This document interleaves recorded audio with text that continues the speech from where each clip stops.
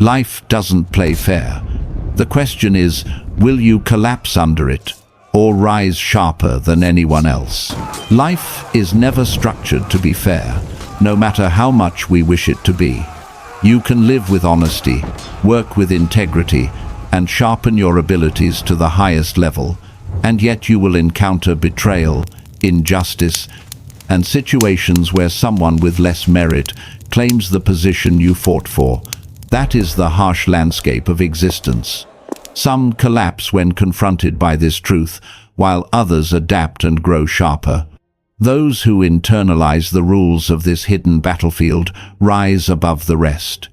They become survivors who eventually evolve into leaders. The power they cultivate is not loud or visible like flashing lights. It's subtle, almost invisible, yet everyone can sense it. This is what I call shadow intelligence.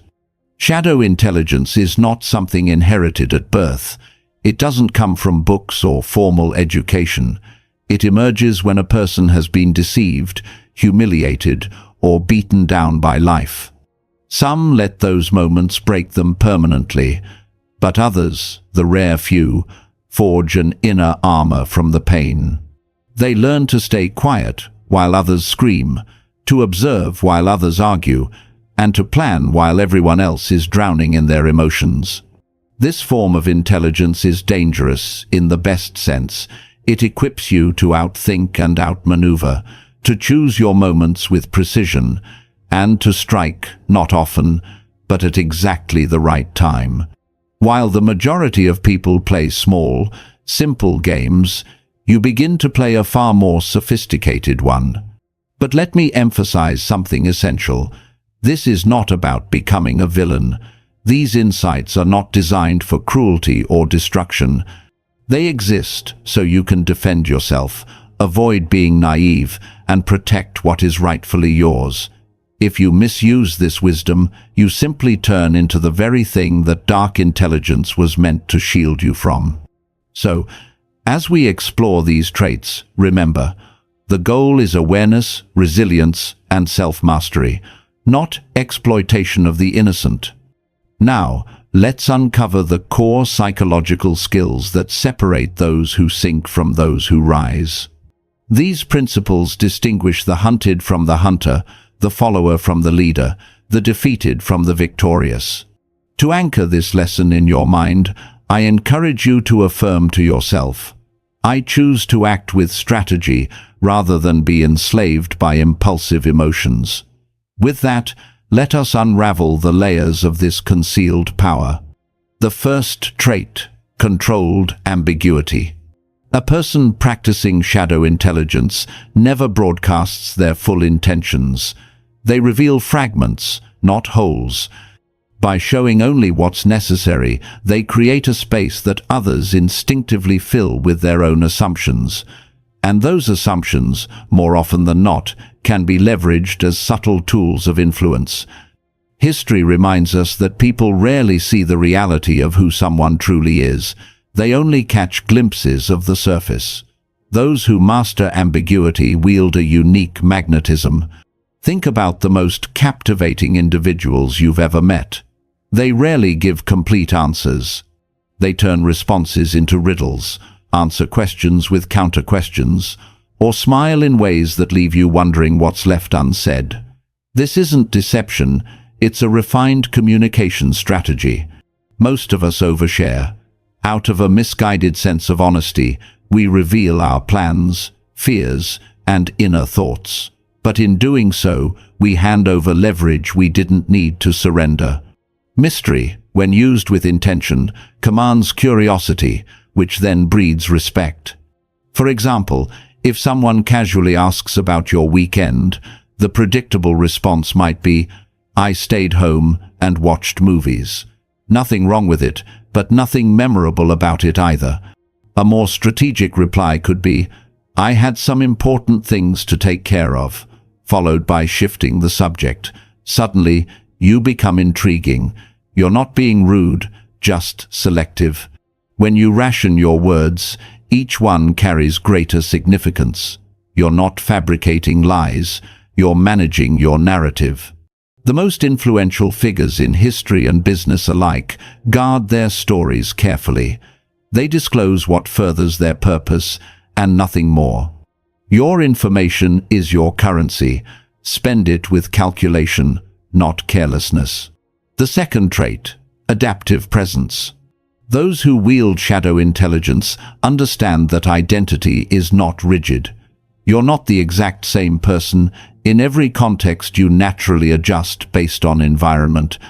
The wise make this adjustment deliberate, not accidental. Think of water. It takes the shape of whatever container it enters, while still remaining water. Likewise, your essence remains constant, but your expression shifts to fit the person or situation before you. Most people already do this unconsciously. You don't speak to a professor the same way you talk with a sibling. You don't carry yourself in a boardroom the way you do at a barbecue. Adaptive presence takes this instinct and turns it into a sharpened skill. To some, this may sound like being fake, but it isn't. Authenticity doesn't mean acting identical with everyone. It means staying rooted in your principles while adjusting your communication to ensure effectiveness. Imagine meeting someone who thinks logically, thrives on numbers and evidence. If you come at them with pure emotional appeals, you'll lose them. On the other hand, if they're driven by feelings and human connection, presenting cold data won't resonate. Shadow intelligence requires reading people like a book. Are they practical, visionary, analytical, sentimental? Then speak their language. This ability builds rapport faster than anything else. The key, however, is never to adapt so far that you erase yourself. The strongest individuals resemble diamonds, multifaceted yet unbreakable at the core. The third trait, emotional independence. True strength blossoms when you are not enslaved by attachments. Whatever you fear losing has the power to manipulate you. If you're terrified of losing a job, a relationship, or approval from others, you will compromise yourself in exchange for security. Detachment, properly understood, is not cold-heartedness. It is freedom. Consider two people negotiating a business contract. One depends on that deal happening. Their livelihood is at stake. The other wants the deal too, but can easily walk away because they have alternatives. Clearly, the second holds more leverage. Their independence allows them to approach from strength, not desperation. When you practice emotional independence, you see the world more clearly. Without fear of being disliked, you speak with honesty. Without desperation to cling to someone, you choose healthier relationships. Without an obsession over plans going exactly as imagined, you adapt fluidly when life shifts course. Strangely, the less you need something, the more you often end up attracting it. Confidence arises not from guaranteed success, but from knowing you will survive regardless of outcomes. This doesn't mean indifference. It means caring deeply, but refusing to be controlled by that care. Begin small. Don't obsess over winning every argument. Don't hinge your self-worth on universal approval. Don't panic when plans bend. Over time, you'll realize people treat you differently. Respect naturally flows toward those who cannot be easily swayed or dominated. The paradox is simple. When you no longer cling, you finally gain. The fourth trait, the power of quiet leverage. Many assume power is loud, commanding rooms with booming voices, issuing orders, making demands. But genuine influence rarely screams. True authority whispers. Silent leverage is the art of influencing outcomes without aggressive force, by positioning yourself so that others bend toward your presence. Imagine being in a conversation. Most people fear silence, so they rush to fill it with words that often reveal too much. When you are comfortable pausing, watching, and waiting, the rhythm belongs to you. Your eventual reply weighs more heavily because it emerges from intentional silence. In negotiations, the same principle applies. When you have alternatives and the willingness to walk away, you need not threaten. Your calm indifference is enough to tilt the balance. In relationships and workplaces, silent leverage is built by consistent value. Become indispensable, not by boasting, but by quietly solving problems. Over time, people come to you naturally, not because you demanded loyalty, but because you earned it. This is influence that cannot be faked. It's patient, deliberate, and enduring. Silent leverage is not about immediate gratification. It's about building a reputation so strong that even your presence in a room changes the dynamic. Expanding the framework. These are just 4 of the essential psychological strategies. Together, they form the foundation of shadow intelligence. Controlled ambiguity guards your power by making you unpredictable. Adaptive presence allows you to connect across personalities and situations. Emotional independence ensures that no chain of attachment can bind or manipulate you. Silent leverage teaches you to influence not through noise but through patience and positioning. What makes these traits truly remarkable is how they interconnect. Ambiguity without adaptation can make you seem cold. Adaptation without detachment risks manipulation. Detachment without leverage is missed opportunity. Leverage without control becomes aggression. But when you weave them together, you become someone who moves through life with clarity, resilience, and quiet strength. The world is not going to change to become fairer. There will always be betrayal, injustice, and inequality of opportunity.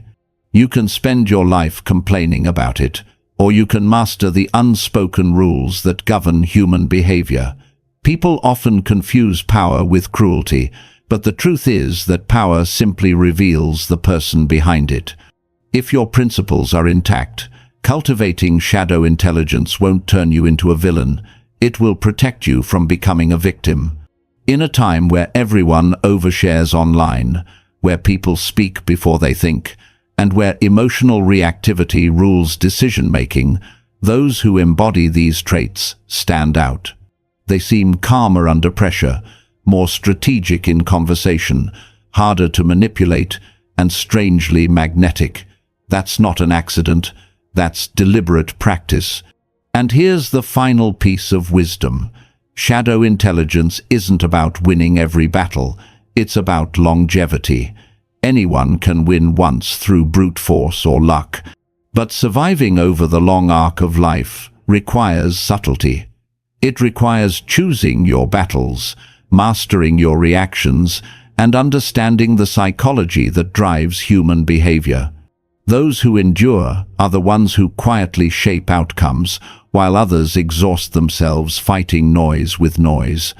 Influence doesn't always have to be loud, aggressive, or obvious. In fact, one of the most powerful tools you can cultivate is what I call quiet leverage. Instead of forcing people into submission or demanding recognition, you patiently shape circumstances so that results unfold in your favor over time. Think of it like planting seeds. You sow them with intention, nurture them consistently, and then wait patiently as the roots grow beneath the surface before anyone else even notices. This requires a very different mindset than most people are used to. It asks for patience, delayed gratification, and a willingness to trust that steady effort will eventually create undeniable impact. When you master this principle, something fascinating happens. People start approaching you without you needing to chase them. They begin to ask for your guidance without you volunteering it. They look for your approval, not because you demanded it, but because your presence and track record quietly establish you as someone whose judgment matters. You become the subtle yet undeniable force in the room, the one who steers outcomes without raising a finger. And yet, there is a vital ethical boundary here. Quiet leverage should never be about deceiving people or luring them into harmful choices. The highest form of this strategy creates mutual benefit. Ideally, Your influence nudges people toward better outcomes, outcomes that serve not just you, but them as well. True mastery here means guiding others in ways that strengthen everyone involved, not manipulating them into traps. It's important to realize that subtle influence is not the same as passivity. You're still making moves, but they're deliberate, thoughtful, and understated. You're not playing to the crowd. You're shaping dynamics quietly from the background. Those who understand this principle recognize that influence built on patience tends to last longer and run deeper than influence built on noise. Another vital skill is what I call the psychological echo. This is the ability to reflect back people's inner needs, fears, and unspoken desires in a way that makes them feel profoundly seen and understood. Most people spend their lives craving recognition, longing to be noticed, heard, and valued. When you can serve as a mirror that shows people not just what they say, but what they mean, you unlock immense trust and influence. This is not deception, it's empathy sharpened into strategy. People don't buy products, ideas, or even relationships on their surface qualities. They buy because they believe those things will solve their problems or fulfill their desires. The person who understands this doesn't talk endlessly about what they want. Instead, they listen deeply, looking for the emotion behind the words. When someone complains about their job, for example, most will rush to suggest finding a new one. But someone skilled in psychological echo listens for the hidden message. Maybe the real pain isn't the job itself, but feeling unappreciated or stagnant. Instead of responding with solutions, they might say, "It sounds like you want your work to challenge you more and recognize your contributions." That reflection builds a bond because it makes the speaker feel truly understood. Every person, consciously or not, is asking 3 silent questions in every interaction. Do you notice me? Do you understand me? Do you value me? Actions consistently answer yes to those questions. You create loyalty and respect without needing to demand it.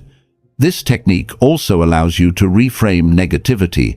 When someone vents about being overwhelmed, you can reflect back their commitment and high standards. When someone voices frustration, you can highlight their desire for excellence.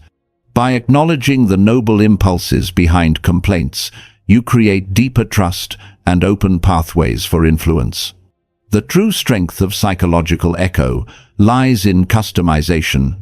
Once you identify what a person values most: security, recognition, freedom, growth, you can frame your ideas in terms that resonate with their priorities. You're not altering the truth of your message, you're adjusting the lens through which they view it. Leaders, parents, salespeople, and even close friends who master this skill find that people become naturally more cooperative and loyal. Used ethically, this technique strengthens relationships by helping people achieve what truly matters to them. The next trait is perhaps the most controversial: ambiguous morality. Real influence doesn't always fit neatly into the categories of good or bad. The world is not a simplistic storybook where virtue is always rewarded and malice always punished. Life is complex, and navigating it often requires moving through shades of gray. Ambiguous morality does not mean abandoning ethics, nor does it mean acting recklessly without care for consequences. Rather, it means making decisions based on long-term outcomes instead of surface-level appearances. Consider leadership. Imagine you discover that a member of your team has been dishonest with clients. The kind response might be to forgive, provide training, and give them another chance. But what about the damage they've caused to the team's reputation? What about the colleagues who have been working honestly, only to see dishonesty tolerated? What about the clients whose trust has been broken? Ambiguous morality may lead you to make the difficult decision of letting that person go, not because you lack compassion, but because protecting the larger group sometimes requires harsh action toward the individual. Another example: a friend comes to you about a toxic relationship. The easy, nice thing might be to offer unconditional support and avoid saying anything that could hurt their feelings. But someone who embraces ambiguous morality may decide that true kindness requires honesty, even if that honesty stings. Telling them that the relationship is destructive may hurt in the short term, but it could save them far greater pain in the future. This way of thinking shifts the question from "what makes me look like a good person right now?" to what produces the healthiest outcome for the most people in the long run. Sometimes the choice that looks compassionate is actually enabling harm, while the choice that looks harsh is the one that truly protects. Of course, ambiguous morality comes with weight. It demands responsibility for the consequences of tough decisions. It also requires discernment, understanding that the same action can be right in one context and wrong in another. Total honesty, for example, might be vital in an intimate relationship, but counterproductive in a delicate negotiation where revealing every detail undermines the outcome. The danger is mistaking this principle for selfishness. Ambiguous morality is not about doing whatever benefits you personally at the expense of others. It's about considering the bigger picture, making difficult calls, and being willing to shoulder the discomfort of those choices. It's pragmatic ethics, not ruthless opportunism. Taken together, these traits: quiet leverage, psychological echo, and ambiguous morality form part of a deeper framework of strategic intelligence. They teach you that power is not about being the loudest or the most aggressive, but about being deliberate, perceptive, and adaptable. They remind you that people don't want perfection, they want understanding. And they reveal that real-world decision-making often requires courage to step beyond black and white thinking into the complex reality of human behavior. The ultimate goal here is not domination, but resilience. When you can cultivate subtle influence, when you can see and reflect people's deepest needs, and when you can make tough ethical choices without losing your humanity, you become someone others naturally look to for guidance. You become the steady anchor in turbulent waters, the quiet strategist in a noisy world. The irony is that the more you focus on using these skills for constructive purposes, the more powerful you actually become. People will seek your leadership not because you demand it, but because you embody the qualities they crave: calmness, clarity, and strength. That is the essence of shadow intelligence, mastering the unspoken rules of influence, not to exploit, but to endure, to guide, and ultimately to create outcomes that matter. In a world where decisions are rarely simple and circumstances often pull us in opposing directions, the idea of ambiguous morality emerges as a powerful yet controversial trait. At its core, it is not about disregarding ethics or embracing chaos. Rather, it is the recognition that life is filled with complexity, and rigid black and white thinking can sometimes do more harm than good. Those who understand ambiguous morality realize that not every choice has a clean solution, and sometimes the path that appears harsh or uncomfortable may lead to better results in the long run. This doesn't mean abandoning your principles. It means acknowledging that principles often need to coexist with practicality. A leader, for example, may have to choose between being lenient with an underperforming team member or removing them for the sake of the group's overall success. While the compassionate choice might feel good in the short term, it could slowly corrode morale and performance for everyone else involved. In such cases, pragmatic action is not cruelty, it is responsibility exercised with a broader vision. However, there is a significant danger that comes with this mindset. It can easily slide into rationalizing selfishness or harmful behavior. That is why boundaries are essential. To practice ambiguous morality effectively, one must first define non-negotiable values. Ask yourself, which lines will I never cross? What matters more than short-term convenience? Where must I remain unshakable, regardless of the circumstances? Once those boundaries are clear, you create a framework that protects your integrity while still allowing you to operate with flexibility in the messy, unpredictable reality of human life. Within those limits, you can give yourself permission to make tough choices without guilt, even if others misinterpret them. The goal is not universal approval. The goal is to act with effectiveness and fairness in a world that rarely gives us simple solutions.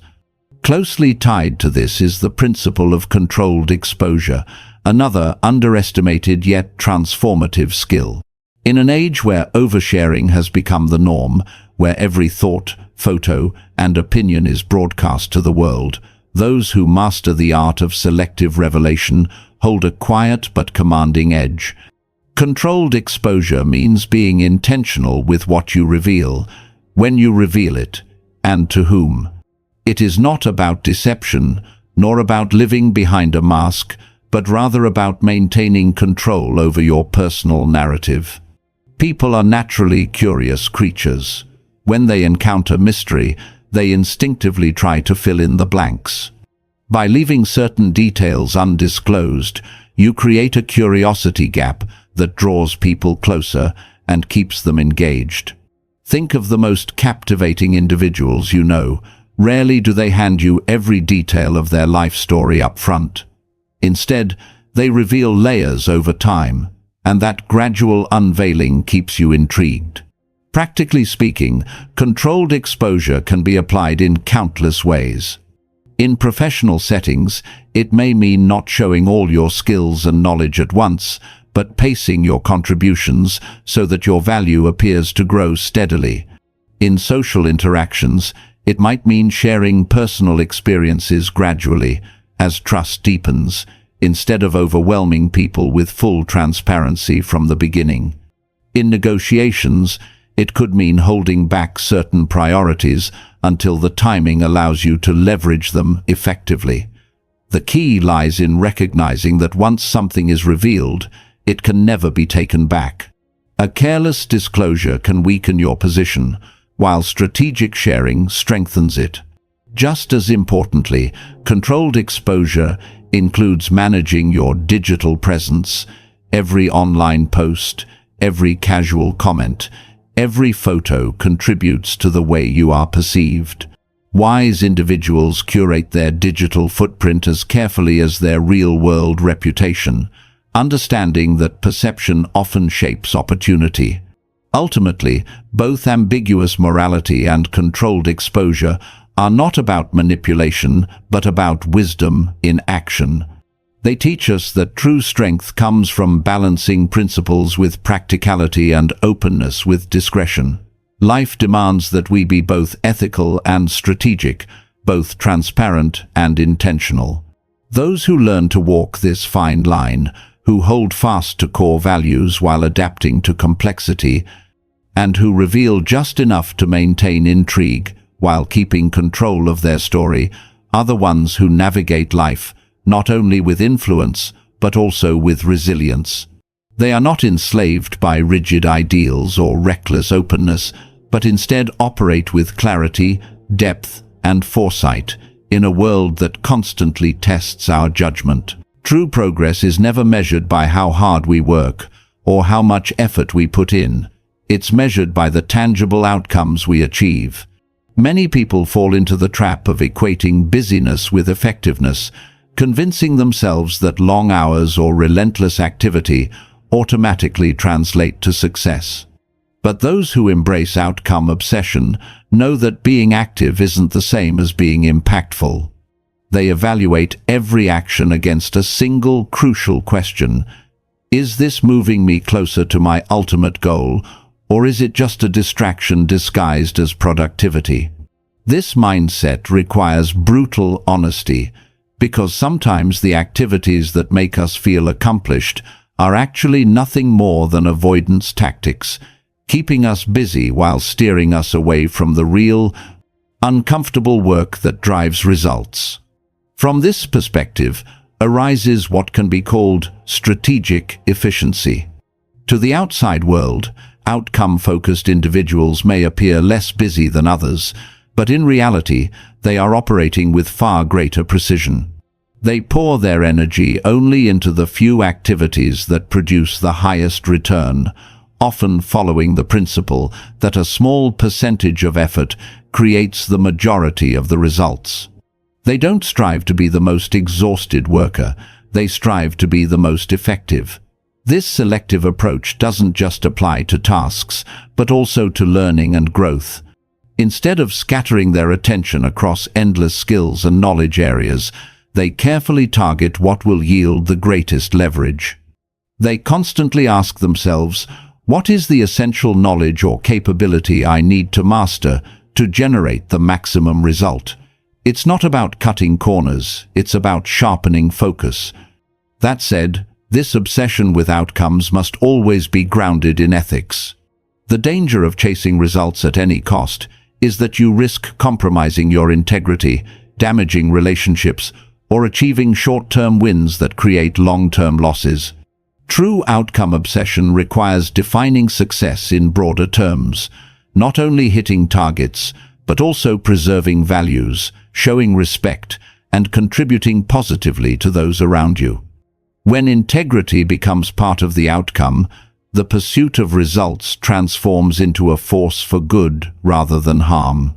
Another hallmark of outcome-obsessed individuals is their adaptability. Unlike those who become rigidly attached to their plans or strategies, they remain flexible, holding tightly to the goal but lightly to the method. If one tactic fails, they don't waste energy defending it. They pivot quickly and test another. They are relentless about reaching their objectives, but open-minded about how to get there. This adaptability makes them resilient in the face of change, able to adjust as circumstances evolve or as new information emerges. In contrast, people who cling to failing plans often drain their time, energy, and resources with little to show for it. Ultimately, the real power of outcome obsession lies in consistency. It's not about appearing productive or talking about what you'll achieve. It's about reliably producing results that matter in the real world. Over time, this reputation becomes invaluable. People who consistently deliver become magnets for better opportunities, stronger partnerships, and greater trust. They become the go-to problem solvers, the people others rely on when it truly counts. But knowledge without application is useless. Understanding, outcome obsession, or any trait of strategic intelligence is meaningless unless it is practiced daily. The most effective approach is to focus on one principle at a time, integrating it into your interactions and decisions. For instance, spend a week asking yourself before every task, does this action move me toward my end goal? Notice how differently you allocate your time and energy when your compass is results rather than appearances. Observe how people respond when you act strategically instead of impulsively. And above all, remember this: the pursuit of results should never come at the expense of humanity. Intelligence, power, and strategy are not about manipulation or dominance. They are about strengthening your ability to navigate complexity, protect yourself from exploitation, and create better outcomes for everyone involved. The highest level of mastery is not control over others, but mastery over yourself, your focus, your actions, and your ability to shape your circumstances. In every room, the person who talks the loudest or appears the busiest is not always the most influential. The real force lies with the individual who understands human behavior, directs energy toward meaningful outcomes, and uses that understanding to elevate both themselves and those around them. That is the essence of outcome obsession, And that is how lasting success is built.